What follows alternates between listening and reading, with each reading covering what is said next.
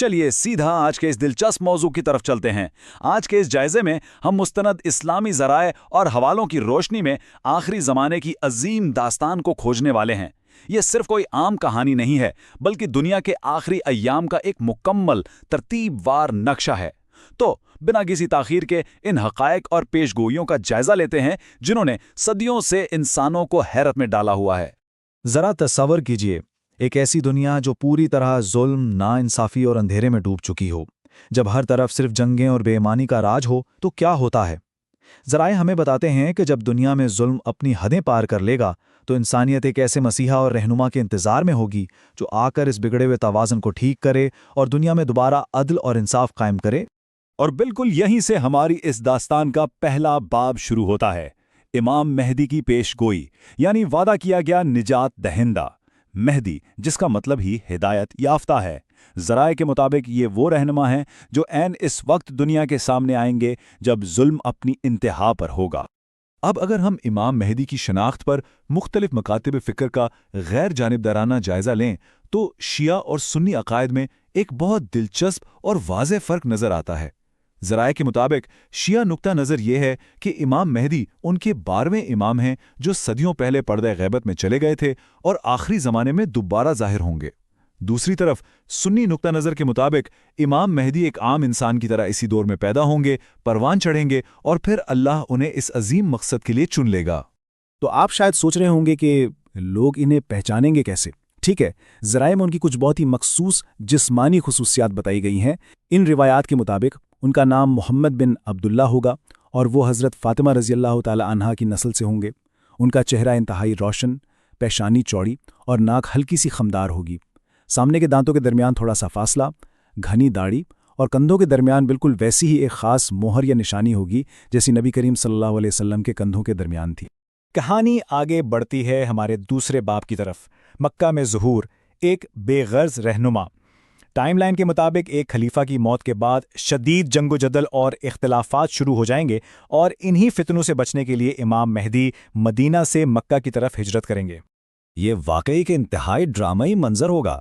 ज़रा सोचिए, वो काबे में हिजर अस्वद और मकाम इब्राहिम के दरमियान मौजूद होंगे। कुछ नेक लोग उन्हें पहचान कर उनके हाथ पर बैत करना चाहेंगे, लेकिन वो इस अजीम जिम्मेदारी से मुसलसल इनकार करेंगे।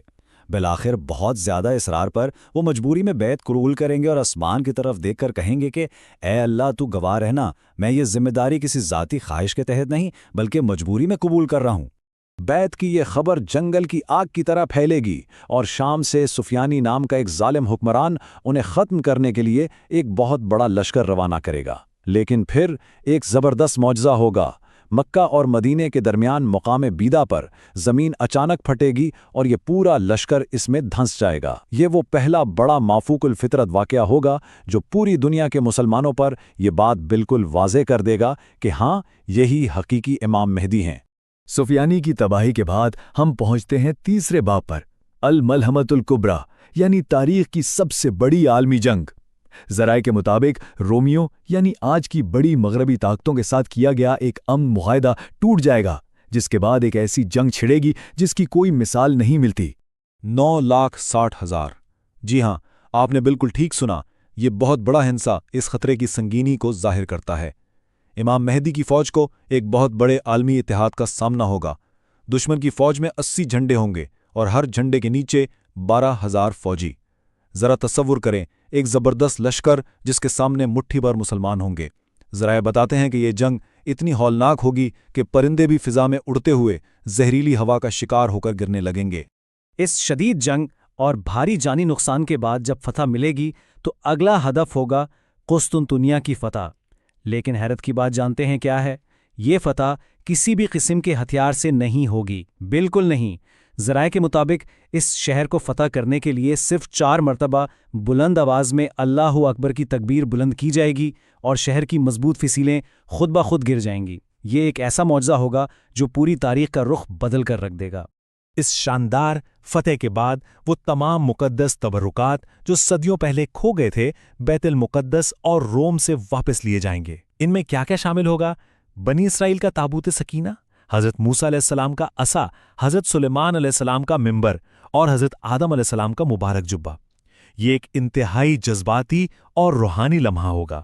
لیکن ابھی لوگ مال غنیمت سمیٹ ہی رہے ہوں گے کہ اچانک ایک دل دہلا دینے والی خبر آئے گی کہ دجال ان کے پیچھے گھروں تک پہنچ چکا ہے، اور یہاں سے اس داستان کا چوتھا باب شروع ہوتا ہے، دجال کا ظہور یعنی جھوٹا مسیحا۔ یہ اس پوری ٹائم لائن کا سب سے خطرناک اور خوفناک ویلن ہے۔ تو دجال اصل میں ہے کون؟ یہ ایک جھوٹا مسیحا اور دھوکے کا سب سے بڑا ماسٹر مائنڈ ہوگا۔ ذرائع کے مطابق وہ مشرق میں خراسان اور اصفہان کے علاقے سے نکلے گا اور اس کے ساتھ 70,000 پیروکاروں کی ایک فوج ہوگی۔ وہ دنیا بھر میں تباہی پھیلائے گا اور کھلے عام خود کو خدا کہلوائے گا۔ اب سوال یہ ہے کہ اسے پہچانا کیسے جائے گا؟ روایات میں اس کی بہت واضح نشانیاں بتائی گئی ہیں۔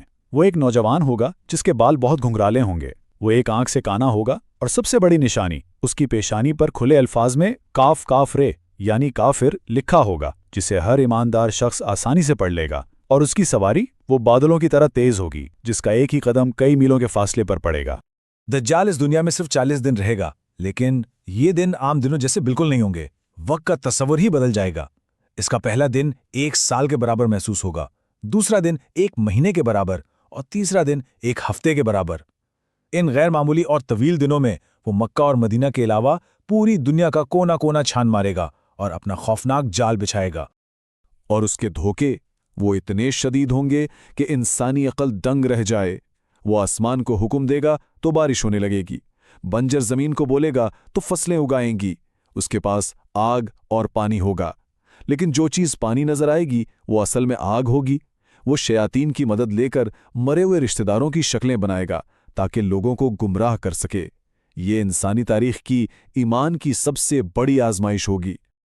لیکن ظلم کی اس کالی رات کے بعد امید کی ایک عظیم صبح ضرور آئے گی، اور یہ ہے 5واں باب، آخری مارکہ اور حضرت عیسیٰ علیہ السلام کا نزول۔ یہ عظیم اور تاریخی واقعہ دمشق کی جامع مسجد کے سفید مینار کے پاس عین فجر کے وقت پیش آئے گا۔ ذرائع کے روایات بتاتی ہیں کہ حضرت عیسیٰ علیہ السلام 2 فرشتوں کے پروں پر اپنے ہاتھ رکھے آسمان سے زمین پر اتریں گے۔ انہیں دیکھتے ہی امام مہدی امامت کی پیشکش کریں گے، لیکن حضرت عیسیٰ انتہائی احترام سے پیچھے ہٹ جائیں گے اور کہیں گے کہ نماز کی اقامت آپ ہی کے لیے کہی گئی ہے۔ ذرا اس منظر کو سوچئے، آسمانی اور دنیاوی قیادت کے درمیان عزت و احترام کا یہ کتنا بے مثال اور جذباتی لمحہ ہوگا۔ نماز ختم ہوتے ہی حضرت عیسیٰ علیہ السلام سیدھا دجال کے تعاقب میں نکلیں گے۔ دجال ان کی خوشبو پاتے ہی ایسے پگھلنا شروع ہو جائے گا جیسے نمک پانی میں گھلتا ہے۔ آخر کار باب لد کے مقام پر حضرت عیسیٰ اسے پکڑ لیں گے اور اس فتنے کا ہمیشہ کے لیے خاتمہ کر دیں گے۔ اس کے بعد دجال کے حامیوں کو بھی ہر جگہ شکست ہوگی، یہاں تک کہ پتھر اور درخت بھی پکار اٹھیں گے کہ اے مسلمان، اے اللہ کے بندے، میرے پیچھے دجال کا حامی چھپا ہے، آ کر اس کا خاتمہ کر۔ دجال کے اس مکمل خاتمے کے بعد یہ ٹائم لائن اپنے آخری اور چھٹے باب میں داخل ہوتی ہے، امن کا ایک نیا دور۔ ایک ایسا دور جس کی مثال پوری انسانی تاریخ میں کہیں نہیں ملتی۔ یہ امن، خوشحالی اور ہم آہنگی کا ایک سنہرا باب ہوگا۔ یہ دور واقعی بے مثال ہوگا۔ زمین اپنے اندر چھپے سارے خزانے باہر نکال دے گی، دولت کی اتنی ریل پیل ہوگی کہ کوئی زکوٰۃ یا صدقہ لینے والا تک نہیں ملے گا، دنیا کا پورا نظام ہی بدل جائے گا۔ ذرا تصور کریں، بھیڑیے اور بکریاں ایک ساتھ چریں گے اور کسی کو کسی سے ذرا سا بھی خطرہ نہیں ہوگا۔ حضرت عیسیٰ علیہ السلام کی قیادت میں یہ 40 سالہ دور حکومت مکمل امن، انصاف اور سکون کا دور ہوگا۔ آخری زمانے کی یہ پوری داستان جس کا ہم نے آج کے اس جائزے میں تفصیلی مطالعہ کیا، ہمیں صرف مستقبل کے واقعات ہی نہیں بتاتی بلکہ ہمارے آج کے لیے ایک بہت گہرا سوال بھی چھوڑ جاتی ہے۔ اگر آخری ساتوں میں ایمان کے اتنے سخت امتحان ہونے ہیں تو آج ہم اپنے معاشرے میں عدل اور سچائی قائم کرنے کے لیے کیا کر رہے ہیں؟ کیا ہم واقعی اس وقت کے لیے تیار ہیں؟ امید ہے اس جائزے نے آپ کو اس پیچیدہ موضوع کے حوالے سے ایک واضح اور غیر جانبدارانہ تفصیل فراہم کی ہوگی۔ غور کیجیے، سیکھتے رہیے اور اپنے ایمان کو مضبوط رکھیے۔